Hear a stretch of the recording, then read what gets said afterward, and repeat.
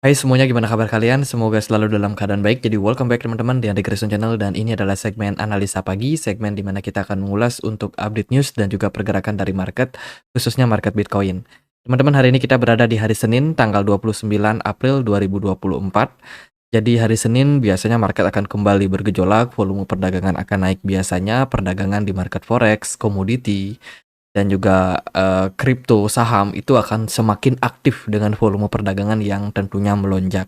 Hari ini akan ada news terkait dengan Euro Group meeting dari Uni Eropa, dan dari beberapa negara belahan itu belum ada sentimen yang memberikan impact positif atau negatif. Dan hari Senin ini kemungkinan ya tidak terlalu banyak ada sentimen atau news. Teman-teman, kemarin itu cukup ramai terkait dengan pembayaran yang akan dilakukan oleh bursa crypto exchange yang sudah collapse, yaitu Mt. Gox. Mt. Gox ini adalah exchange terbesar pada masanya, kurang lebih di tahun 2014. Project dari exchange ini akhirnya collapse, teman-teman, mengalami masalah likuidasi sampai akhirnya bangkrut. Nah, perusahaan ini terus ditutup ya, dan mereka masih memiliki atau memegang beberapa aset dari para investor dan berencana untuk melakukan pembagian dana-dana investor yang masih mereka tahan. Kasus ini terus bergulir sampai akhirnya di tahun 2024 ini baru ada secerca titik terang. Dikabarkan mereka bakalan melikuidasi aset-aset mereka ini itu di tanggal 31 Oktober untuk deadline-nya. Artinya adalah di fase-fase sekarang itu akan sudah mulai ada likuidasi yang dilakukan secara bertahap. Sampai puncaknya di tanggal 31 Oktober nanti, itu udah nggak ada lagi dana yang mereka pegang. Nah, di sini sih dikasih pernyataan karena banyak orang yang kabarnya itu melihat bahwa eh, melakukan yang namanya refund atau membayarkan para kreditur-kreditur ini dana-dana yang mereka punya itu sebagai indikasi dump. Kalau di sini sih dijelaskan meskipun kecil kemungkinan kreditur akan menjual pembayaran yang mereka terima secara massal, laporan tersebut dapat menjelaskan antisipasi yang dapat mendorong pelaku pasar untuk tetap berhati-hati dan menghindari pengambilan risiko menjelang peristiwa tersebut. Pembayaran kembali tidak selalu berarti tekanan jual, karena kreditur mungkin memilih untuk menahan dana mereka. Jadi aset kripto yang bakalan dilikuidasi atau yang akan dibagikan kepada para investor, para exchange ini ya, itu berupa Bitcoin. Gitu. Jadi ya ada Bitcoin dan Bitcoin Cash, teman-teman. Ini bakalan dibagikan tentunya oleh Mt. Gox ya kepada para investornya kembali. Jadi bukan berarti investornya bakalan langsung ketika terima dana dia jual lagi Bitcoinnya sehingga menyebabkan dump gitu. Kemudian berita datang dari ekspektasi. Nah, ini ekspektasi beberapa perusahaan manajer investasi yang sudah meluncurkan produk mereka, yaitu Ethereum ETF. Ada FunEgg, ARK Invest, Hasdaq, Grayscale, Invesco, kemudian iShare milik BlackRock, Fidelity Ethereum Fund milik Fidelity. Jadi deadline-nya ini ada bervariasi, ada di bulan apa nih, Agustus, September, Juli juga ada, teman-teman. Mei yang paling dekat ya, tanggal 23, yang mana kemarin kabarnya FunEgg sudah di-reject kan. Jadi sudah dinyatakan kemungkinan ya ini kemungkinan bakalan tidak mendapatkan approval, teman-teman, pada bulan Mei nanti.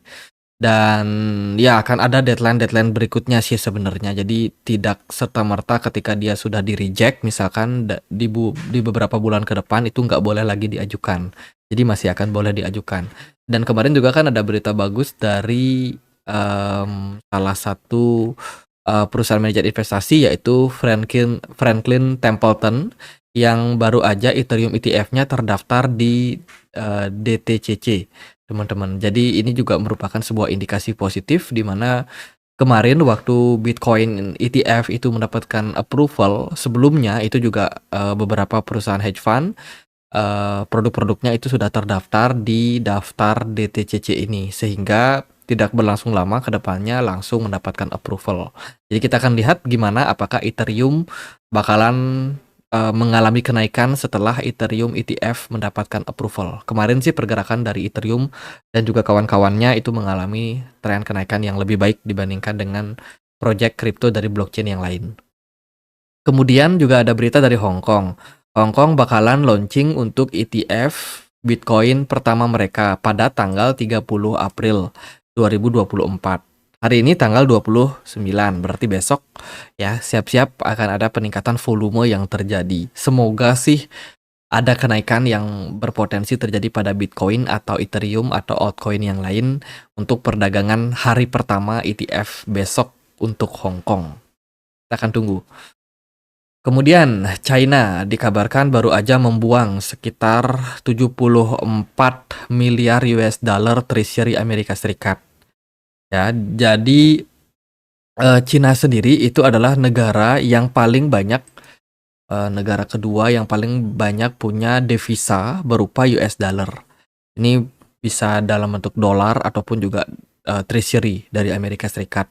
Dan dikabarkan Tiongkok sendiri itu pelan-pelan sudah menjual mereka punya US Treasury dan juga dolar yang dia punya. Jadi pelan-pelan Tiongkok melakukan dedolarisasi, mengurangi ketergantungan mereka terhadap US dollar. Jadi dibuanglah dolar sehingga mungkin memberikan impact terhadap penurunan juga pada harga dolar. Karena Cina ini punya salah satu negara yang punya dolar itu paling besar, teman-teman.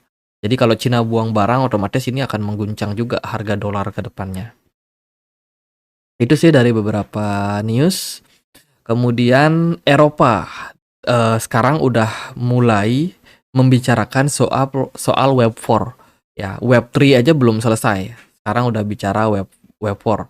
Dan dikabarkan Eropa sendiri itu berniat untuk menjadi salah satu pemimpin di sektor Web4, teman-teman. Ini masih sangat-sangat panjang dan mereka sedang membuat yang namanya Airbus Style Industrial. Ini mungkin sebuah, ya namanya juga Airbus, sebuah apa namanya perusahaan company atau mungkin sebuah institusi besar ya kan, yang dimana di satu institusi tersebut itu banyak sekali cabang-cabangnya. Jadi bikin semacam holding gitu, teman-teman, yang kuat ya, yang bisa menjadi salah satu pusat lah bahwa Eropa ini pusatnya perkembangan Web4. Aku sendiri belum tahu Web4 itu akan seperti apa ya.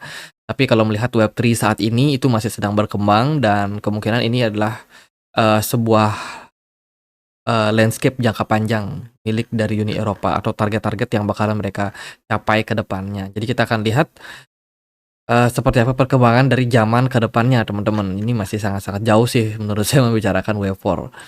Oke, kita akan lihat gimana kondisi dari pergerakan Bitcoin di perdagangan hari ini ya. Jadi Bitcoin hari ini stabil di kisaran level 63.100 something.